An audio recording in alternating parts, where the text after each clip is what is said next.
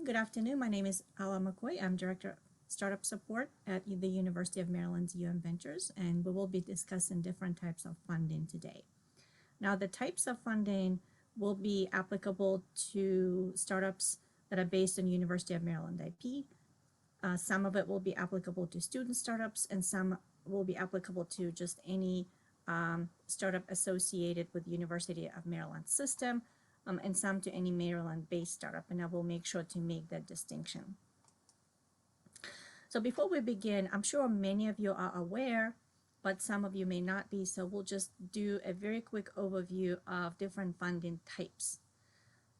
So the first basic distinction is dilutive and non-dilutive funding. Non-dilutive means that funding entity does not take equity position in the company, and examples are bank loans or grants, some of the most common examples. Dilutive funding means that whoever funds you, funding entity takes equity position in the company in exchange for cash. Sometimes it could be other types of compensation, but that's what dilutive funding means.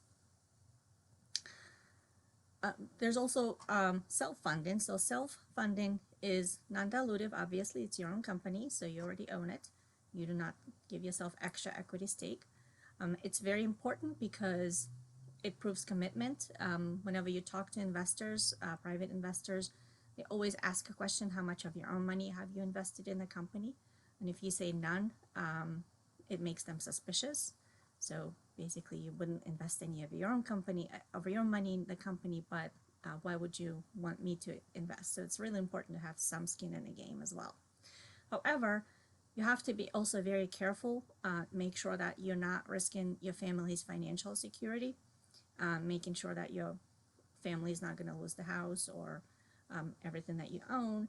And very, very important, you must have full support of your spouse, of your family. Make sure that your family understands the risks and are fully aware, and only invest what you can afford to lose. Ultimately, we all want to believe that our startups and should believe that our startups will succeed, but you have to be prepared for what if. Grants are very early, one of the best very early stage financing mechanisms. Grants are non-dilutive. You don't have to repay them. The funding agency does not take any equity in your company. However, you have to be very careful when you apply for grants, because most grants have strict requirements and strict deliverables.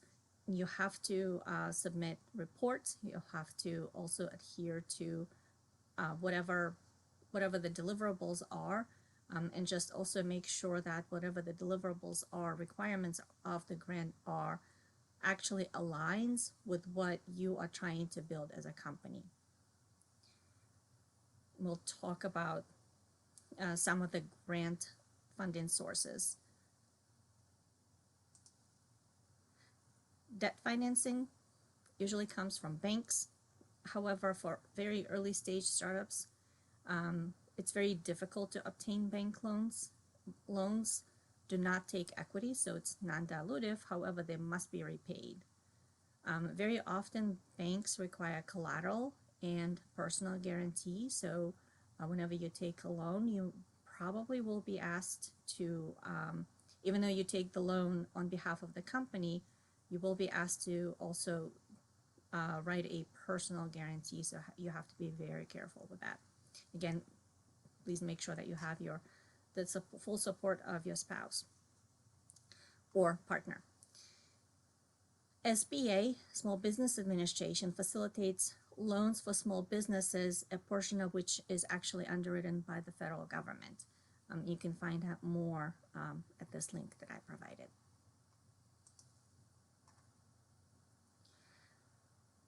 Equity financing means that funding agency, funding person, company puts in cash into the company in exchange for equity stake for a portion of the company.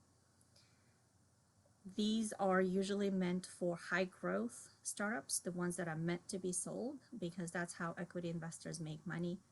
They invest early when equity is cheap in the hopes that the company will grow really fast and they will be, either will do an initial public offering or be sold to another company. And at that time, the equity share will be worth a lot more, and that's how they actually make money. So typically, friends and family is their first round of equity financing. Sometimes it's also called friends, family, and fools, or FF and F round. When you take money from your friends and from your family, make sure that whatever they invest is something that they can afford to lose. They're not taking equity on their house or not maxing out their credit cards and such, and make sure that they understand and are fully prepared to lose that money, understand the risks. Next usually come angel investors. So angel investors are usually cashed out entrepreneurs or high growth, high net worth individuals who invest their own personal money. They usually invest in the industries that they understand, where they can provide additional support, introductions, and such.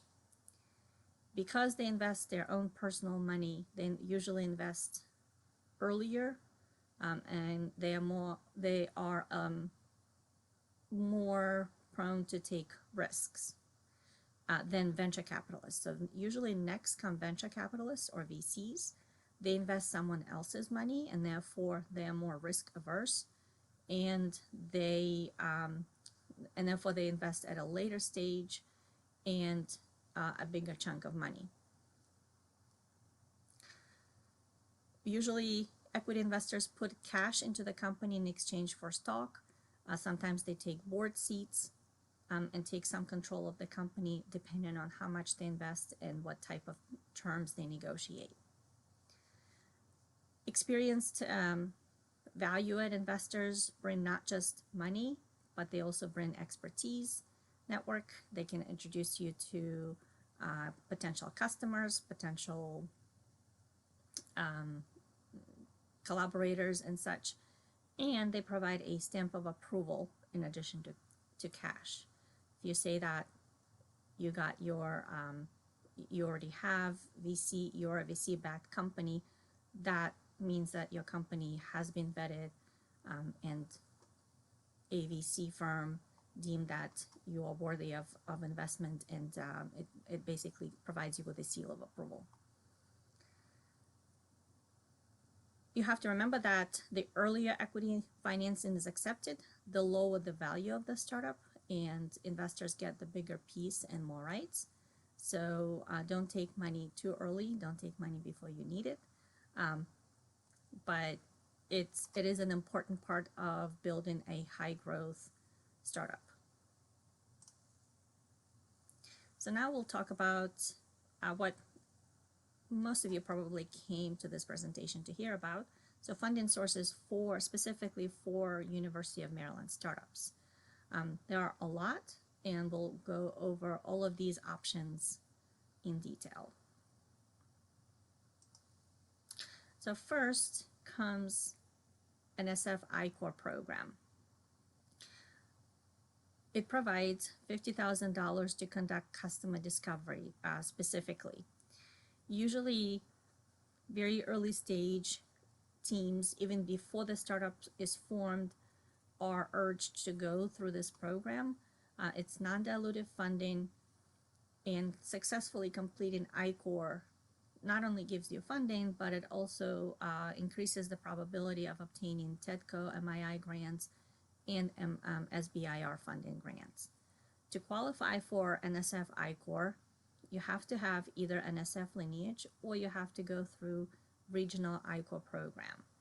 At the University of Maryland, we hold regional I-Core programs several times a year. If you're interested, please visit icore.umd.edu. Currently, there is a cohort forming for February. However, the space there is tight. but you might still be able to get in. Not sure. There will be another cohort sometime in April. Regional cohorts usually last 2 weeks. They do not come with any funding. However, completing those will make you eligible for an SFI Core. I have to make a caveat there is that you have to have technology and technology. NSF in the past allowed any tech company to participate, and now they are mostly restricting it to technologies that were developed at the university. However, regional I-Core is available to anybody. At the University of Maryland, we also have Medical Device Development Fund. These are grants that are awarded to University of Maryland PIs who are working on developing some sort of medical device. Usually it's a 3 to 9 months project to advance technology up a TRL level. So again, this is really early stage development before you even form a startup. And after that, so after you're done with I-Core, and if you are working on a medical device, maybe you also got MDDF funding, the next step would be to apply for Maryland Innovation Initiative awarded by TEDCO. It also stands for MII. So TEDCO MII has 2 phases.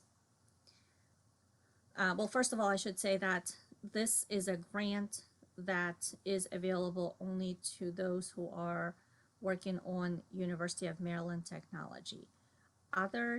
There are other universities in the state of Maryland who participate in the MII program.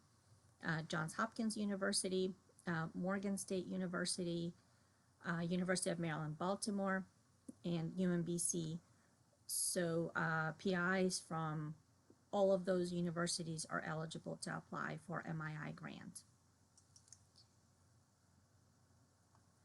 Somebody asked a question, what do you mean by University of Maryland technology? That's a good question. So what I mean is a technology that was developed at the University of Maryland lab and owned by the university. I hope that answers the question. So at the University of Maryland, students own their own IP. Who is considered a PI? Any university researcher, full-time researcher would be considered a PI. So you have to be a University of Maryland or any of the other universities I mentioned. You have to be a full-time faculty to be considered a PI eligible to apply for TEDCO MII. Student cannot be a PI. However, we've had cases where students worked with their advisors and their advisors were the PI of record. So we've sold it before in the past, mostly for grad students. So if you're a graduate student, you're working with a faculty member who's willing to serve as a PI of record, that's a possibility. So it's a $115,000 grant. It goes to the PI's lab. There's no overhead. So typically grants come to a lab and there's a 50% overhead. In this case, there is no overhead. The entire amount goes to the lab. $90,000 goes to, you can spend it on PI, postdoc, student salary. You can buy materials, equipment, hire contractors. $10,000 goes to patent budget if there are patent expenses, and $15,000 goes to do commercialization plan development. So you would have to contract either a commercialization consultant or possibly somebody who you could partner with in the future to actually do startup with. This is, again, very early stage before the startup is formed, non-dilutive. It's 9 months project and no extension. And what this is very effective for, if you're a graduate student or a postdoc, and you're working on a technology, you're very passionate about it, you would like to do a startup around it, this is a great way to actually do your startup and start it while you're working at the university, getting paid by the university and collecting University of Maryland health insurance and such. So it's a very, it de-risks your startup by a lot and provides a lot of runway. University of Maryland provides a site miner or industry expert to guide you through the application and the entire project. The next phase of MII is called company formation phase. After you form the company applies. The technology has to be licensed from the university into the company, and it's $150,000. That is a dilutive funding. It's in the form of convertible debt note. There are no personal guarantees. It's very early stage funding. That's really hard to find in this area. And again, University of Maryland will provide you with a site miner to help you with the application. So company must be formed and technology licensed from the university no longer than 1 year. So again, it's not just University of Maryland, but there are 5 universities that participate in TEDCO MII program, and any of those qualify to apply. So if you're from Morgan State, University of Maryland, Baltimore County, Hopkins, University of Maryland, Baltimore, TEDCO MII program is available to you.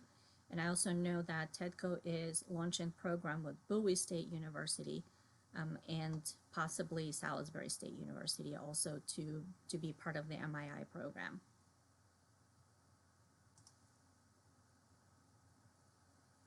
So once you formed your company, hopefully gotten your MII funding, you would be eligible to apply for Discovery Fund. This is something new. It's a brand new fund, hasn't launched yet. It's launching in May 2022. However, I do have information about it. So it's an evergreen venture fund provided for economic development in Prince George's County. So you don't have to be a part of the University of Maryland. You don't have to be affiliated. You have to be based in Prince George's County. It's seed stage, pre and early revenue. Initial focus will be on quantum and advanced computing. However, you don't have to be either one of those. That's just the focus. However, any good company, high growth startup will be considered. There's $1 million allocated annually to the Discovery Fund. And it will be providing 2 types of funding, non-dilutive and dilutive. Non-dilutive grants, rental assistance, up to $75,000 in non-dilutive capital, and dilutive capital will be offered as preferred equity or convertible debt. Initial investment $50 to $150, including follow-on investment not to exceed $300,000 per company. So again, this is launching in May 2022. If you have any questions, please let me know. I can provide you with more information as it becomes available.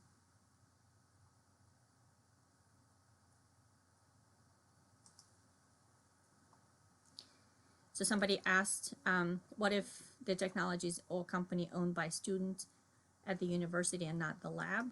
Well, this will be, Discovery Fund will be an option. MII will not be an option, but Discovery Fund will be an option. MIPS is also available to any company based at the university, based in the state of Maryland. So MIPS is a grant. It's administered by MTech, a Maryland Technology Enterprise Institute at the University of Maryland. It's a grant with matching investment from startups. So startup would put in $10,000, university would match $90,000. and the entire amount would go directly to a University of Maryland lab without any overhead. So basically, it's an opportunity for a startup to partner with a University of Maryland researcher, scientist, to do a project for that startup. It could be R&D, it could be testing, validating technology, building a prototype. So anything that you think could be done at a University of Maryland lab would be a good project. It can be, so it's basically a $100,000 project. It can be renewed for the second year. And there's the website and contact information for Ronnie Gist, who manages this program. MIPS also just launched another program. It's a grant for collaborative research projects between US-based companies and faculty from University of Maryland College Park and University of Maryland Baltimore County. So any US-based company can apply to partner with a University of Maryland College Park or University of Maryland Baltimore County researcher, a faculty, and an ARL researcher. It is focused on robotic systems and smart devices that work intelligently in cooperation with each other and human actors across multiple domains. So they just launched pilot phase up to 100K for up to 2 years. Demonstration phase will be launched this fall, and it will be providing up to $1 million. And again, these are grants, non-dilutive grants in partnership with ARL. So if you're interested, again, please contact Ronnie Gist. Next comes Chesapeake Bay Seed Capital Fund. So this is a fund that makes investments in any startups that have any type of technology that basically cleans up the Chesapeake Bay. And they make up to $500,000 investments in seed and Series A rounds in the form of dilutive. They take equity position in the company. In most of the time, they like to co-invest with other funds. So if you're interested, you can visit the URL.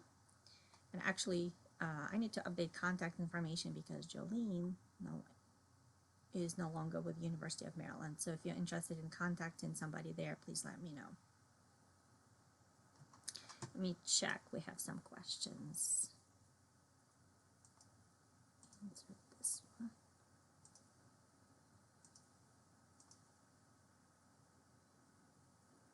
So somebody is asking, is the company for MIPS has to be in Maryland? For MIPS, yes. So for MIPS, you have to be a Maryland-based company.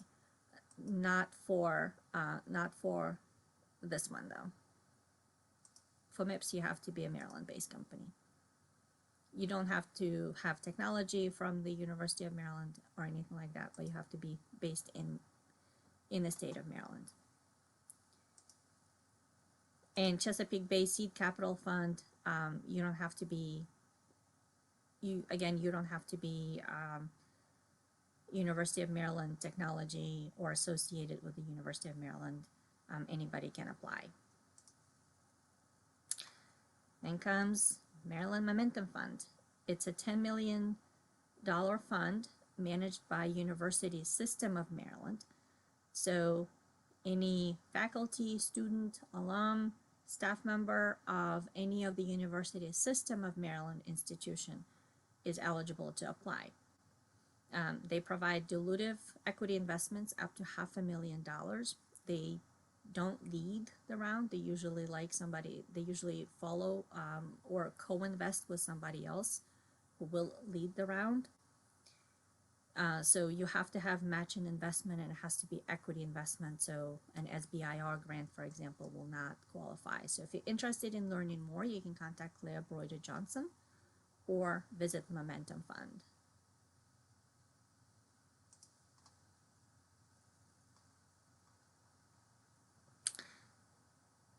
Many of you probably have heard about SBIRs or STTRs. It's a fantastic way to finance early stage startup research and development of your product. This program provides non-dilutive grants. They don't have to be repaid. And they also provide the fact that you get an SBIR gives you a seal of approval as well, and makes you a better investment in the eyes of venture capitalists and angel investors. It's a gated process with 3 phases. Phase 1, concept development, provides up to $150,000. In some cases, it's up to $250,000. Phase 2 provides $1 million up to $1 million. Phase 3 doesn't provide money, but it's considered phase 3. This is where you should be done with your R&D and you are doing commercialization of whatever you develop through phase 1 and 2. So these are agencies that participate in SBIR program. And when you submit your application, you submit directly to that agency. So each of them have their own announcements. You can read through and sift through their funding opportunities and see if you can find the one that matches and aligns with what you are trying to do as a company, where you are trying to go. University of Maryland's a Small Business Development Center provides assistance with SBIR applications. So if you are interested, please let me know and I will connect you with that office.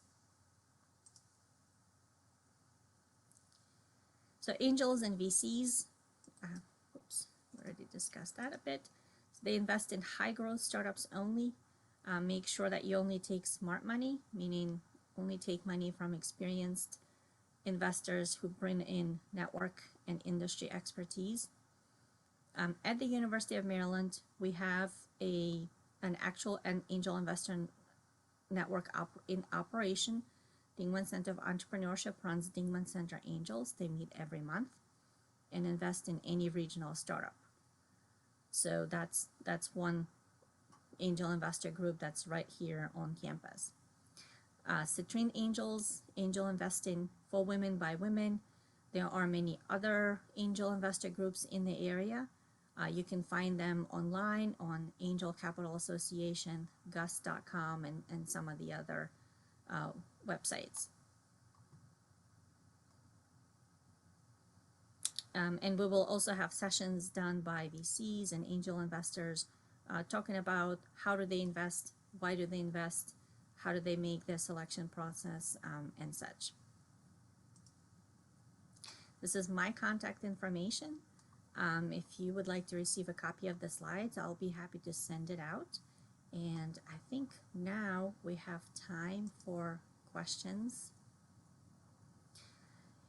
Yes, so the question is, will the slides be available? Yes, I will make the slides available, and I will also upload the video to Startup UMD YouTube channel. There is an older video there. I'll delete that one and replace it with this one because it has newer information. I know this was a lot. If you have any questions about any of these funding opportunities and programs at the university, let me know, and I'm happy to answer questions. Question is, what has been the most successful startup that has used your startup resources? Well, it's a good question. Probably one of the most successful startup at the university so far has been IonQ. It's an quantum computing startup that just had an initial public offering at $2 billion. So they were based on University of Maryland IP and used some of our resources. Although not a whole lot because they started out before we developed most of them. We have other successful startups, and I can talk about them as well. We have examples where we not only provided funding, but we also matched faculty with CEOs, business partners, provided funding opportunities. So TEDCO MII, we usually get about 6 or 7 or 8 of those for in various phases for our PIs, and they usually go really well and go on to actually start successful companies. Are there any other questions?